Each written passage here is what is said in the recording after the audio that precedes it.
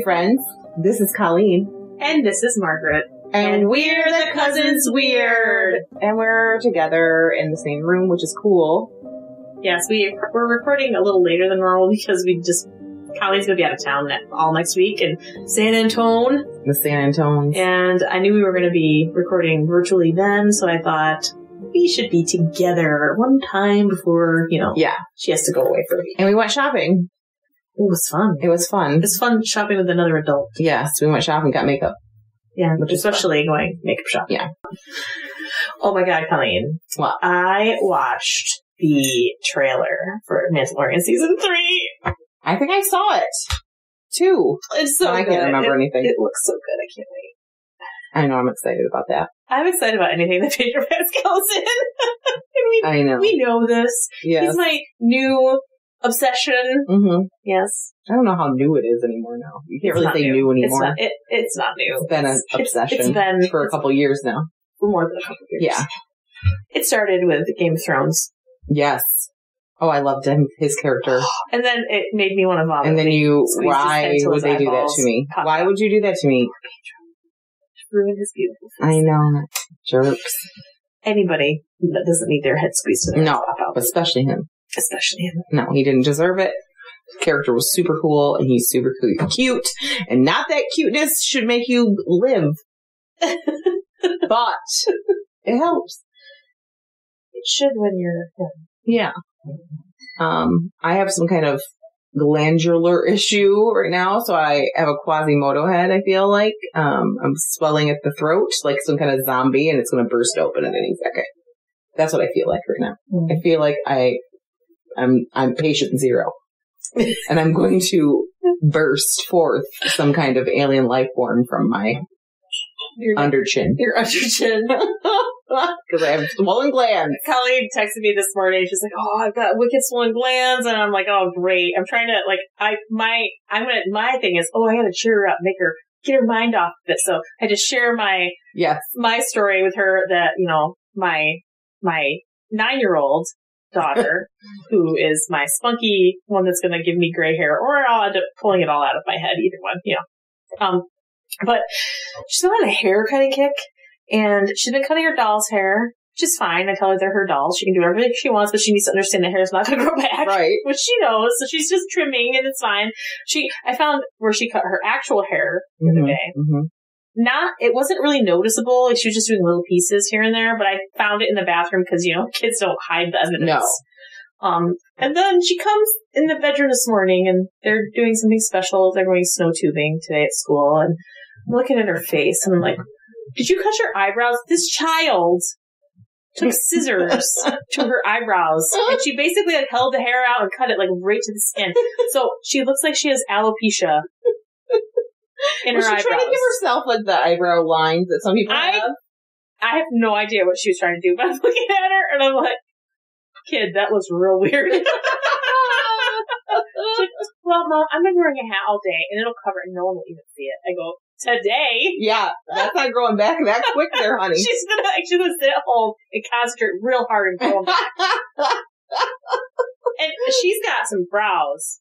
She's got good brows. Dark, she's got big, thick brows. Mm-hmm. Wide, unibrow. Yeah. She's got lots of brow hair. So you really notice it. You really notice it.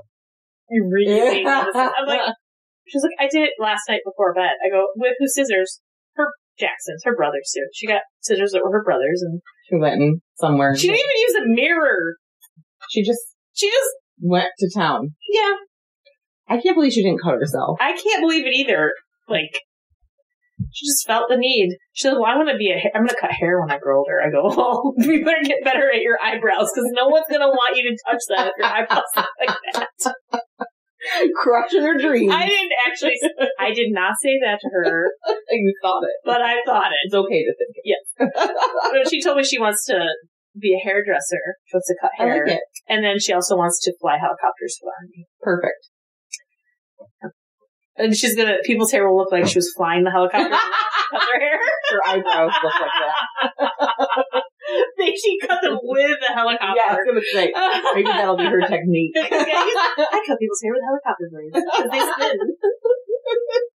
Oh my God. Yes. So, yeah, that's my fun story. Mm-hmm. So I'm headed to San Antonio on Monday. So we don't know when the following week's episodes will. Like, this is this week's episode. We're doing on Friday. It's the end of the week, but it's gonna.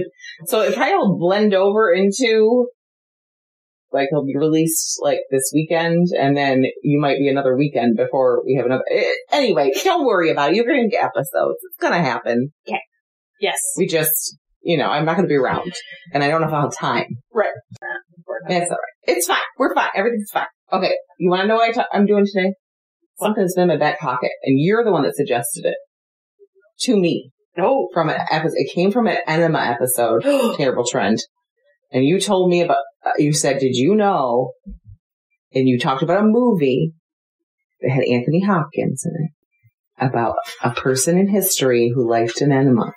Oh my God, you did, Kellogg. I did, yep. Yes!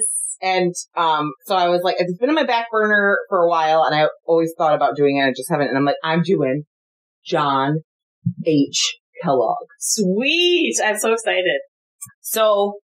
Mr. Kellogg, Dr. Kellogg, as he becomes. The movie Anthony Hopkins was goofy looking. Goofy with buck teeth. He's got a mustache. I don't remember the movie. Oh my God. I don't know if I saw the movie. It has Matthew Broderick in it.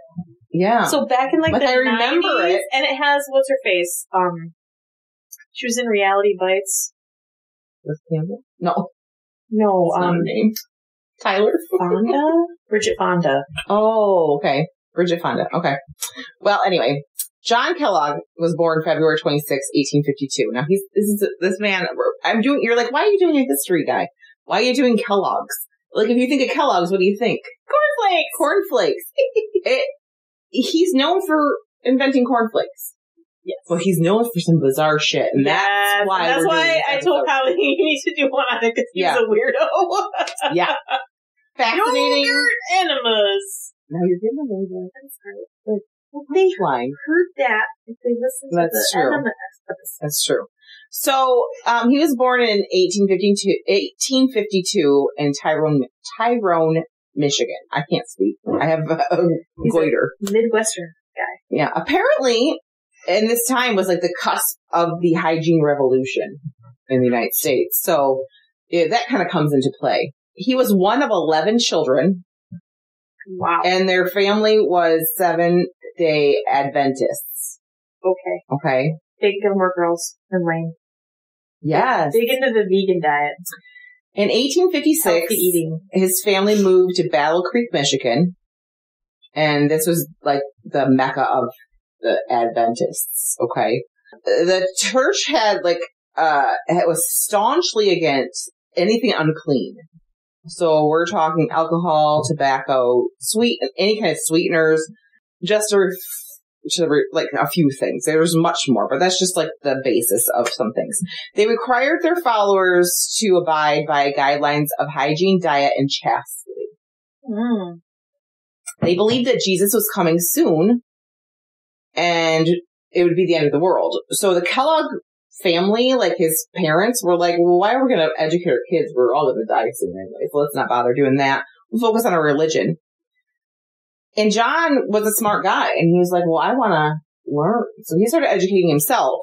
And then the founders of the church, Ellen and James White, saw this smart young man, and they felt like he was, he was interested in the religion. He was smart. Maybe we could take him under our wing. And they ended up putting him through medical school. Cool. Yeah. So good for him. Medical school in the late 1800s, though, was probably not what we would think of as medical school now. It's much different. Yes. And this is when he started to unite the Adventist beliefs with science, because he had a strong scientific background. He was becoming a doctor, but he also had these very religious beliefs, and he combined them together. So after he got his medical degree in 1875, he returned to Michigan, and the Whites had started their Battle Creek Sanitarium. And they said, we need you to take it over. You're now a doctor. You can run the show here. And there's some stuff about what happened between him and the founders of the church that they got pissed at him and stuff. I'm not going to get into that because I just want to get into his bizarreness. But if you want to know more about that, you can read about some of the stuff he said they didn't believe in and blah, blah, blah, but he went with it because he believed in it.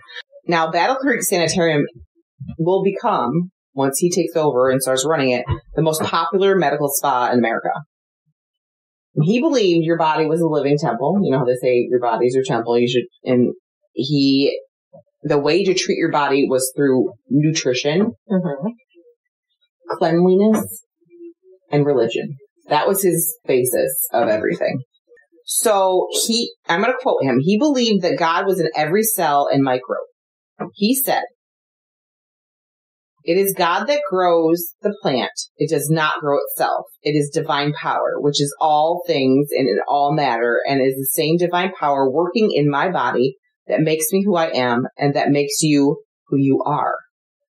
Therefore, his belief was cellular turnover and your body's degenerativeness that happens is because of sin. And you could stop this, you could heal yourself if you did the right things. Okay? And live forever. So you basically live forever. So if you got sickly or some kind of, you did something bad and you're getting punished for it because God is in you and you're sinning, so you're breaking down your connection to God or whatever. So if you're just a human being in general, you're going to get sick. So according to Kellogg, caring for your body correctly was morally good. So taking care of your body in the way he says, you're going to, you're closer to God. So he put morality involved in it. And he decided to redesign the sanitarium to support people and his ideals for optimal living. He's like, I'm going to make America healthy again. Or ever. Because were we ever healthy before this? Probably not, because everything was disgusting. At the time, the average life expectancy was like 41. Wow. Sewage and stuff was not, like, this is the cusp of things changing. There's no refrigeration. Exactly. So he thought he could help everyone live longer. In the first decade, they went from 300 patients a year to 1,200 patients a year. Wow. And it became a huge wellness complex. It had a beautiful columned entrance, a landscape perfect lawn with topiaries. It advertised as the largest, most elaborate equipped health resort in the world. It had tennis, golf, swimming, and a luxury bath facility, and acres of farm where they grew their own crops. So they had the first farm to table resort. Wow. The sanitarium was over 30 acres. So the whole thing was over 30 acres. And he was a big belief because the Adventists believe in vegetarianism. So they grew crops. They didn't have, cattle. No livestock. No. He believed in prohibition because he's like, you don't need to be drinking any alcohol. He ate yogurt, so they must have had cows. Right. They weren't vegan. They were vegetarian. Right. So they had cows. But they weren't dairy cows. Dairy. Or goats or whatever. And abstinence, because all those acts, what he called self-polluting. So he was big on cleanliness of the body and spirit. And to achieve that, it got pretty bizarre. Yeah. So this is where things get a little weird. So Kellogg not only banned meat for vegetarian, which is a perfectly healthy diet. He said no condiments, no eggs, no teas, no coffee, no chocolate, no salt, no spices. Nothing. Don't season your food. Wow. Can't do it. That explains a lot by why cornflakes kind of taste like the cardboard box around. Yeah. Not a lot of flavor there. And I'll talk a little bit about cornflakes in a minute, about how his brother changed things up too, which he wasn't happy with. He said that all these things irritated the nerves and their spices. I would die. I would die. Yeah. My spice cupboard is overflowing. You open that cupboard up and shit falls out on you. There's so much there. Well, he said when they irritated the nerves, the derangement of your system influenced the reproductive organs, causing passion and arousal. So if you put spices on your food, you're going to get horny, basically, is what he's saying. And nay, you're not supposed to do that. No. For nutrition, he fed patients bland health food, that he called it, mostly of nuts, grains, and yogurt. That's the basis of everything they ate. And they're talking yogurt with nothing in it. Yeah, plain yogurt. Well, guys, you can't spice anything up. You can't add any sweeteners. They don't believe in it. I don't think so. No. Honey? I don't think so. Maple syrup? No. Because maple syrup comes from trees. And God made those. He doesn't care. That's going to arouse you, Margaret. You can't be aroused. He wanted a whole grain, plant-based diet, and he felt that was the cure of any ailment. And one of the biggest problems, the biggest complaints at the time was indigestion. People didn't understand it. Right. And to be honest, his diet would help indigestion. It would. Because it's bland. You're not going to... He thought indigestion was arousal, apparently. I don't know. No gravy. No. And it was all about, like, cured meats and things. And you know that would upset your stomach. For sure. So him and his brother, William, decided they wanted to make a low-maintenance, grain-based breakfast food. Because breakfast at this time was like... porridge for eggs and bacon. Not really. It was more like meats. And you had to cook it. It was a process. And he wanted to burn less calories in the making of it, plus be very bland because you didn't want to rouse yourself. And something fast and healthy. So that's where cornflakes have come from. So basically, they had a test kitchen. They made different foods in. And he actually invented the first, like, plant-based. There was nut-based meats. So he invented... like nut loaf. Yeah. Basically, nice. Yeah. And... thanks, John Kellogg. Yeah. I appreciate it. You're not going to thank him. I know. But at that moment, you can thank him. Yeah. Right at that point, he hadn't done anything bad. He does some bad stuff. So. I know. I don't know all of it, but I know the gist. So they invented it on accident in the test kitchen. They kind of left some stuff out, and it flaked off, and they were like, oh, cornflakes, let's do that. It was like some kind of maize that they ended up making. Mm-hmm. At first, they did some kind of granola-like substance, but then, like, there was already a cereal called granola at the time, so they couldn't use that, so they changed it. So anyway, cornflakes came from an accident in the kitchen. All the good stuff does. Yeah, and he fed his patients that every day, all the while he ran that same time. Every morning, you have cornflakes for breakfast. Now, it became wildly popular with the patients. They're like, this is great. My stomach doesn't hurt. I don't have indigestion. It's quick, it's easy, and this doctor says it's great for me. And they wanted to buy it. And John wasn't about that life. He didn't want to enterprise. He didn't want to do this. He just wanted it for anything he was doing was for the betterment of his sanitarium and for the people that came there. He didn't want anything to do it. William, on the other hand, was like, aha, this is our in. This is how we do it. This is what I want. He was a businessman. He was smart. And he ended up taking that part over. And John would continue to feed cornflakes in the place, and he had his own factory that would make it on site. Mm-hmm. And then William decided to make it for the public. But William started adding sweetener to his. Oh. And John would never do such a thing. So that's why there's slight flavor to cornflakes now. It's because William took that on. I actually kind of like cornflakes. Richard loves them, but really they're not great for your digestion. They're not. Because they're corn. Corn is hard to digest. Yeah. So it's not really good for your body. I like Wheaties better. I haven't had any cereal in so long. I don't even know what it tastes like. Frosted Flakes. Cocoa Puffs. Mm-hmm. I'm actually a big granola person. I love granola. I love it with my yogurt, and I like remember Blueberry Morning by Post? That was our Blueberry Morning was the best shit ever. That was the best cereal ever made on the planet. I would give up everything Fight me. For that right now. Come at me. Yeah. Come at me. I'll fight you. So William, he decided he's going to open up the Battle Creek Toasted Cornflake Company at the time. And at some point, the brothers sued each other. Like, John first sued William because he wanted to use the Kellogg's name on his stuff. And William then he sued back and wanted it on his stuff. Yeah. And it come to find out, or what happened was William won the rights and he changed the name to Kellogg Cornflakes in 1920. Mm-hmm. That was 1920. That's crazy. He was close to 70 at that point, wasn't he? It was 1852. Do you know my Terrible Trends is from 1920? No, he was like in his 40s. You said he was born in 1956? Oh, 56. I was thinking 50 something? 2. Yeah. Now, John's real reason for wanting to invent cornflakes was to battle what he felt was life's deadliest vice. Masturbation. He thought he would rid people's sexual desire because it was very bland, very blah. It wouldn't stimulate anything in your body. You wouldn't get aroused. You wouldn't masturbate. And he also would correlate liking spicy foods, round shoulders, overeating, and boldness to people who like to masturbate a lot or have excessive sex. So if you got round shoulders or you like spicy food, you're just jacking off. Oh my God. I like me some spicy food. I do too. Must be we're big masturbators. We're just big masturbators. I'm not. He referred to masturbation as a solitary vice, the vile practice. The vile practice. No, it's a necessary practice for some people. Yeah. Okay? There's nothing wrong with it. No shame in your game. No. Friends. He said it would lead to poor digestion. This is masturbation. Would lead to poor digestion, memory loss, impaired vision. That's probably why people say you go blind. It's probably coming from him. It probably is. Yeah.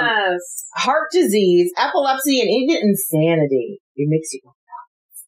You're going to go crazy, and you're going to go blind, and you're going to die of a heart attack, and you're not going to remember anything, and you can't digest food if you masturbate. Oh my God. So he told his patients that they need to tie their son's hands to their bed to prevent it. If that doesn't work, try bandaging the penis so they can't get to it. Because you can't take bandages off. No. Or put a cage on it so you can't get to it. Now, that was his less extreme. Oh, man. Now, if that didn't work, he said... Hopefully there's no fire and your kid's tied to the bed. I know. He said, now, what we probably should do is circumcise them without anesthetic, because it would put like a punishment thought on it, so the pain would be there, so they would never do that again. What a horrible man. And even suggested... He's a horrible, evil little man. Suggested sewing shut the foreskin to prevent an erection. Oh my God. Yeah. But if that's what it's like for boys, can you imagine what they want to do to girls? No. For girls, apply pure carbolic acid to the clitoris. Or just cut it right out. Just cut the clitoris off. They don't need that. What a horrible little man. A horrible little man.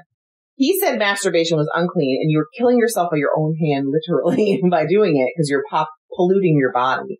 He thought that those who did this should be punished in a purgatory 7 times hotter than an ordinary sinner. So you could kill someone, but if you masturbate, you're going to a hotter hell because you masturbated. Oh my God. Now, he invented cornflakes to save these poor children that are getting their clitorises and penises mangled and whatever. Because he wanted to save them, and he thought this would help them. That's why he invented cornflakes. Now, it's just like that's the how you get away from that. It's just like the correlation is just hard to read. It's hard. It's strange. It's really a leap. Now there are some things that he does that are very amazing and ahead of time, and some things are just fucking bizarre. So. Now, he also believed in being celibate, which he was for the 40 years he was married to Ella Eaton. They didn't have any kids? Oh, they had kids. He was disgusted by sex and obsessed with hygiene, so he wanted nothing to do with having sex with his wife. That's dirty. He did foster 42 children, which I'm like, did you do those things to these poor kids? I hope he just fed them cornflakes. They didn't say anything. He mutilated the little girls. But they ended up adopting seven of the children. Never obviously had their own biological children because you have to have sex to do that. So by sex. Yeah. Now he saw himself as a health reformer, and along with the sanitarium running that, he lectured, he wrote books. He was basically a celebrity doctor at the time. Several U.S. presidents actually went to the sanitarium. Thomas Edison, Henry Ford, Amelia Earhart, even Sojourner Truth sought treatment with him at the sanitarium. He was a wellness guru for his time, so he was like the first influencer for some things. People, if there was Instagram, you'd be on there doing stuff. Oh yeah. Early influencer and influencing in the wrong way. Yeah. But he really introduced America to the importance of nutrition and hygiene, which was... They needed some... Yeah. They needed help with the hygiene. Sure. Because, like I said, life was so since he was 41. So, I mean, he did need to do that. His ideas on nutrition and exercise were not really far off. Like, he was pretty on point for some of this stuff, which was way ahead of his time. He but some things got weird. And here we go, into the weird. He believed in the Horace Fletcher practice of chewing each bite of food 40 times. Okay, I write with my iPad pen and it types it for me, but they can't read my handwriting all the time. So sometimes I'm like, well, why did I just put there? It's supposed to say he led dinners and it says he led dinners. He led dinners with the chewing song and the chorus goes, chew, chew, chew. That's what I do. I don't know if that's a tune, but that's how I sing it in my head. And they would do that with every bite 40 times. Of every bite they took. Of course, they're only eating cornflakes, so I don't really know. What is left? I don't know. Try to chew a bite of cornflakes 40 times. I don't know. He also believed in light therapy, which is something that's still done today. It's still used to help treat depression, and that was one of the things he used it for. He used it in facials too. Yeah. He created the electric light bath. There was a wooden cabinet filled with light bulbs. Patients would sit inside. He used it to treat. So, okay. Treating like the things he treats some of it makes no sense. He'd use it to treat diabetes. Like, I don't, why? What's that? What's that doing? Your cornflakes aren't helping the diabetics. Let me tell you. Sure. Middle sugar is good, but the cornflakes not so good. No. Insomnia. So if someone can't sleep, let's stick them in light bulbs. Gangrene. Okay. Syphilis. Well, they tried anything. They used everything, and I actually almost did a weird syphilis cure for today, but I didn't. But I could have, and I thought about it. And he even said it cured writer's cramp. So probably I'm thinking carpal tunnel. Maybe. How? Maybe because it's heat in there? I don't know. He also made a contraption from telephone parts that administered mild electric current to the skin. And I thought, well, he do some kind of mild electric current, so maybe you could thank him for inventing something like that. But he said you used it to treat lead poisoning. Okay. TB, obesity, and then when you apply it directly to the eyeballs, it could treat any eye disorder. So he had this good foundation on some stuff, but he went way weird with it. Honestly, when I use electricity, it stimulates the dermis, which promotes cell turnover. So any kind of skin disorder, it could help with healing the skin and helping reduce scarring and things like that. But it's not going to help TB and lead poisoning and eyesight. No, I don't think. Mm-mm. He said it did. Now the sanitarium was kind of like a Roman bath. He was all about the bath. He had 46 different kinds of baths you could have. Wow. It would be a conventional bath, a foot bath, a sponge bath, or several baths. But then he had one called the continuous bath. And it's just what it says. It looked like a normal tub, but it would last hours, days, weeks, or even months. The patient could get out to use the bathroom, but that was it. He said this would treat skin disease. How? It would make your skin waterlogged. It would fall off. It would. Band-Aid. I don't know. Hopefully the bath was warm. I know. Chronic diarrhea. Let's put you in a tub and only can get out. It must not a minute long. You're out in the toilet all the time. Delirium, hysteria, and mania. I'm pretty sure this tub would make me go into some kind of hysterical mania. Get me out of this fucking tub. I mean, at first, it's probably nice being in a warm tub, just sitting and floating. That would be really nice. But after a couple of hours, I think I would be ready. Yeah. Can you imagine months? In a bath. How does your skin live through that? We're not meant to be in water. No, we're not mermaids. No. Kellogg. We're not mermaids, Mr. Kellogg. His favorite thing ever was an enema, which we talked about in our enema thing. His patients, his enemas were 2 pints of liquid. He wasn't just talking about a regular little enema. Yeah. It was administered by machines that would pump. It's almost like a colonic at that point. Yeah, it was a colonic. The machine would pump a quart of water per minute into your bowels. Yeah, that's a colonic. That's a colonic. And you know what? Listen, it probably is good. I would go for a colonic. Yeah. I've had that one time I had to have an enema for a test I had and I never felt better afterwards. I've never done it since because I don't want to do it to myself because it creeps me out. But no shame if you do it, but you shouldn't overdo anything. Yeah, because you have good flora and bacteria in your intestines, and when you flush it with water. Too much? Yes. Yogurt has good bacteria, but I'm pretty sure it's not the same exact Well, yeah. colony, but, you know. It was ahead of his time, though, to think that was the thing. Because he knew about the flora. He was all about getting the good flora and all that. So, not only was this done once a day, it was in multiple times a day. See, that's too much. That's too much. Kellogg himself really loved his breakfast and lunch enema. That was it. Like breakfast, enema. Lunch, enema. Like, that was how he did it. He told his patients they need to consume a pint of yogurt a day. And don't worry, you don't have to eat the whole pint, because you just ate half, and the other half went up your butt. You don't have to, that's a lot to eat. So you can eat it with your butt. You eat the other half. You don't have to eat all with your mouth. No, you can eat it with your butt, too. Yeah. It was really smart, because he knew about, like, flora and how to put it back in your, after all those enemas, water enemas, you had to put flora back up in your butt. You had to. You were going to have the diarrhea. And, he was kind of ahead of his time about healing your gut and, like, having good bacteria and all that stuff. And he said that this is the best way to have a squeaky clean intestine. Like, he was all about that. He wanted the colons clean. Now, if an enema wasn't your thing, like, you were like, I don't really want to do that. Don't worry, he had something for you. It was a chair that would shake you so violently you would shit yourself. So you don't have to have an enema, friends. You can sit in the chair that'll make the shit fall out of you. How is that a compliment? I don't know. I'm like trying to picture what this chair looks like. What does it actually do? It shakes the shit out of you. Literally. Why is that so funny? I don't know. It's hysterical. Because I was dying when I read it. I knew you would laugh at that one. Oh my god, it shakes the shit out of you. Shakes the shit right out of you. Literally. Now, he said all people really need is to be washed out. If he meant your intestines.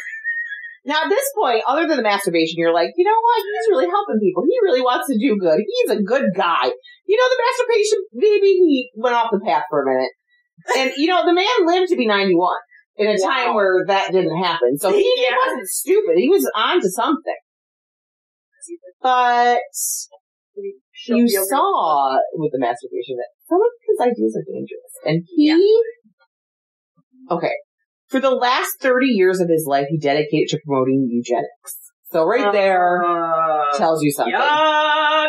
He also was a co-founder of the Race Betterment Foundation and tried to start a eugenics registry that would encourage people of good pedigrees to maintain their heritage by procreating exclusively on that list. Oh, God. Okay?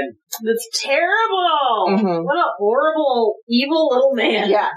Not only was he shoving gallons of water up your ass, he also was shaking the shit out of you and cutting off toruses. He said to do that. I don't think people were doing that. I don't think anyone to that extreme, but he did say it. He was promoting it. Yeah. He didn't believe in racial mixing, and he called it that being racial hygiene. You had to be hygienic. Oh, disgusting. I'm a dirty girl. Yeah, I know. He believed in sterilizing those he thought were mentally defective. Yeah, he helped put that into state law while he was on the Michigan Board of Health. So it actually became a thing because of him, which is disgusting. It is disgusting. And awful. And they did people in jail. Back then, anyone could be thrown. You could have thought, like, a woman on her, like, just having some sadness would have got sterilized because she was mentally defective. With all that being said, however, he did reject segregation in the sanitarium, and he would train doctors and nurses of color.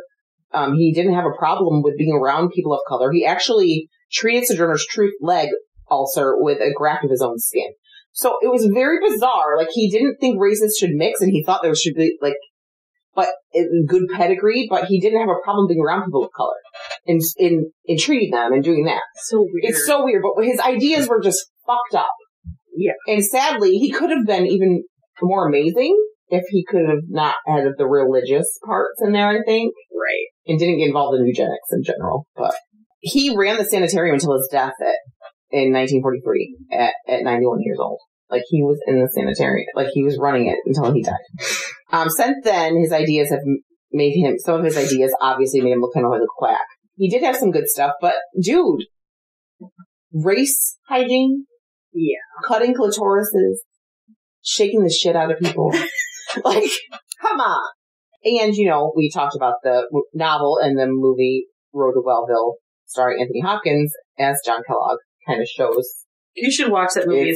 It's a fantastic It probably movie. is. I mean, they make fun. Yes. And it's a lot. It's a comedy. It's a comedy. It's really hysterical at times. Yeah. Because they're like, of course. Did they talk about the eugenics and all that stuff? I don't think they did, but they did talk about how he was promoting he was a big proponent of chastity, but loved to shove up his ass. So they kind of mock him. And again, some of the stuff his ideas were pretty spot on with things, but then he just wholly bizarrely uses it in the weirdest ways. And like, why are you doing that? Now, to this day, the sanitarium is there. It's owned by the Adventist Church. Of course it is. Yeah. So that's the story of John Kellogg, the basic summary of the bizarreness of it. There was a lot more that I could have gone into, but I could have researched this forever because there's a lot. Just like the works he did and the impact he's had on hygiene in our country. And he did make some great advances in that sense, but then he did things like sterilizing people he thought were mentally defective. Like, who's saying that's mentally defective and what is it? And thank God the eugenics registry didn't take off. But what was I listening to? They were talking about, I think it was Morbid. They were talking about how there was like a registry at one point of like social status that you wouldn't be around people. So stuff like that has happened. It just wasn't. It's basically the same idea. Honestly, most of the names on that list are probably white They're people. not people of color on the list. They're not. So it was that. Someone else did do that. And maybe they're calling it something different. Yeah. And he called it. Did you know that the name Eugene comes from eugenics? Oh, and really? saying the name Eugenia or Eugenia, it's all from eugenics. So don't name it. No, don't do it. It's terrible. Because it has racist connotations. Yes. Big time. I'm sorry if your name's Eugene. Yeah, it's not your fault. It's not your fault. Just call yourself Gene and be over it. Yeah. So that's the story. I'll have pictures of all the. Hopefully, I didn't find pictures of the chair that shakes you to shit yourself, but I'm going to try to find that. He invented stuff. Like I said, he invented, he invented peanut butter, like, basically. Like, he would grind nuts up and make butter stuff. He made pate out of nuts. Smart. He did a lot I do like a nut pate. I do love, like, the cashew, like, the cashew cheese. Oh my God, I'd kill for that right now. You could probably eat that. I probably can. Because it's cashews, nutritional yeast, and roasted red peppers. Nutritional yeast, you think? Yeah, it's wicked high protein. Oh, I should try that because I love some nutritional yeast. I love Nooch. I put it on, and it's like no sodium in it, so like I'm eating a ton of it right now. Yeah, because and cashew cheese is it's Nooch and raw cashews and roasted red peppers, and you blend it up and you put salt. So good. I put a little water. You sometimes use the juice off the red peppers. The red peppers would be the only thing that would be sweet, but there's no sugar added to them. It's just they're naturally sweet. Right. But, he made all sorts of cool stuff like that. He invented machines. He was just a racist asshole. He was a racist asshole. He had actually really believed in exercise too, and he invented the indoor, like a fake, like a horse, exercise horse. And like one of the presidents had it in the White House. Did he invent like the exercise bike? I don't know if he did that. Maybe. I didn't read that. But he also had like these weird tables that you'd lay on and like shake you. You know how they have those shaking machines? But like there was no padding on it. So people were like getting their heads smacked on it. All I remember is like in like the 50s, they had those exercises that look like a belt that goes around and it shake you. Is that like the shake the shit out of your chair? Probably. I wonder if you shit yourself after you do that. I almost shit myself when I exercise. I mean, exercise makes your bowels move. It does. So he was right. I mean, if you are, they say if you're constipated, go for a walk and it will get things moving. You know what works for me, friends? Going shopping always stirs up a bowel movement. Nice. Yeah, especially like the dollar store. Because it's slow. You're looking at all the things. I don't know what's something about it. It works for me. Works every time. And I'm mad because I'm like, oh, I have to leave now. I do like the Dollar Tree on State Street. I do too because there's something horrible happened the other day though. My friend was in there, and I'm speaking out of turn here because she told me this story, and this is terrible. There was a woman in line in front of her, and she was paying for things with her food stamps, and there was a guy in line behind her. Here's my friend just sitting there minding her own business, trying to just get home. She had to buy one thing in there and get out. She's just sitting. The woman in front of her was trying to use her food stamps, and she didn't have money on her food stamps. And she said, oh, and she was kind of like boisterous and fun, and she was like, oh, I'll just get these two things. And she like jokingly said to my friend behind her, oh, they should put way more money on these cards. Like, just trying to, like, put some levity in the moment. Yeah, because she's a little embarrassed and she's kind of light in the mood. And the guy behind her leans around my friend and says to her, why don't you get a fucking job? And, like, my friend didn't know what to do. She was in complete shock. And she said the woman went off on him. She got right up in his face and was like, who do you think you are? And then she was like, and then he was saying stuff, and was this the one on State Street? Yeah, and they were screaming each other's faces. I have a story. We were in there last week. I want to turn around and punch that guy in the face. Yeah, okay. Last week on Friday, I had to pick Ruben up from work, and I brought the little girls because they, they cleaned their room. Right, so they got to have complete. And I said, if you do that, I'll take you to the Dollar Tree, and you can each pick out one thing. Because it's like, they think that's the best thing ever, and it's $1. So it's like, I don't think we should pick yet.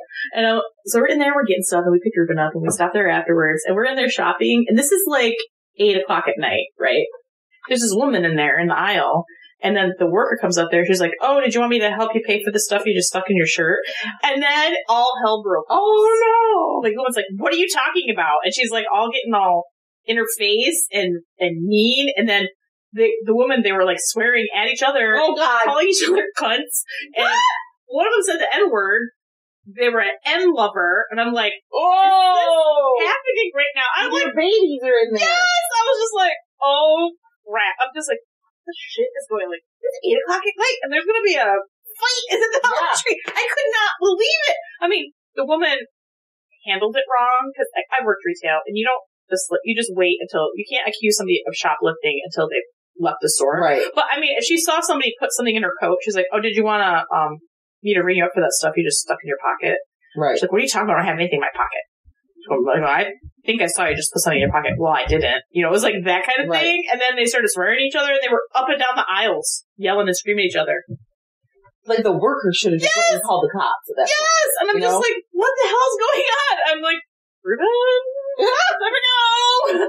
That's crazy that it happened to her or something like that too. But it was like other people screaming. And they called the woman at the register. So now there's a big long line. There's only one woman there. And my friend didn't was again. She was going to pay for the lady's extra stuff even, but that happened, so it like distracted everything. And she's like, "Oh, can we finish up your sale?" Because she couldn't wait on anyone else because the sale was still pending. And my friend didn't know what to do. They were in each other's face. And the lady tried to call the cops because it was going on and going. And she didn't want to leave the lady by herself in the store with these people either because she felt bad. So the worker calls 911. And they don't answer the phone. What? 911 didn't answer the phone. Because they're like, oh, it's the Dollar Tree on State Street. Yeah, it's the Dollar Tree on State Street again. Then there's always a fight there.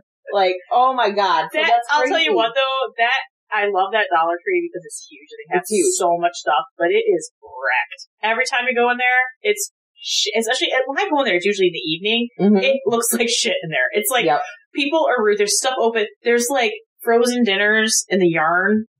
Jesus.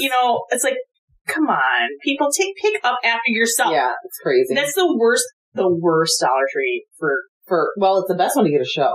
It is. And they have tons of stuff. They have way more stuff than any Dollar Tree. They have more, you can get things there that no other Dollar Tree has. I know. But I haven't really had a show yet, so I'm expecting it next time I go in. You probably won't. Because I think right now people are stressed out, and so they're lashing out at everybody. Yeah. And I think that has more to do with it, because, we're before taxes, and we're after Christmas, and we're in that money type. And even my husband at work, because he works at video game stores, like, nobody wants to spend money, they just want money. Yeah. Hey, what do we give me for this? He goes, 2 cents. It's worth more than that. Not much, dude. Like $1. No one's going to buy it. Nobody wants it. I have 50 of them on the shelf. I don't want it. He's like, I want to give you 50 cents and just leave.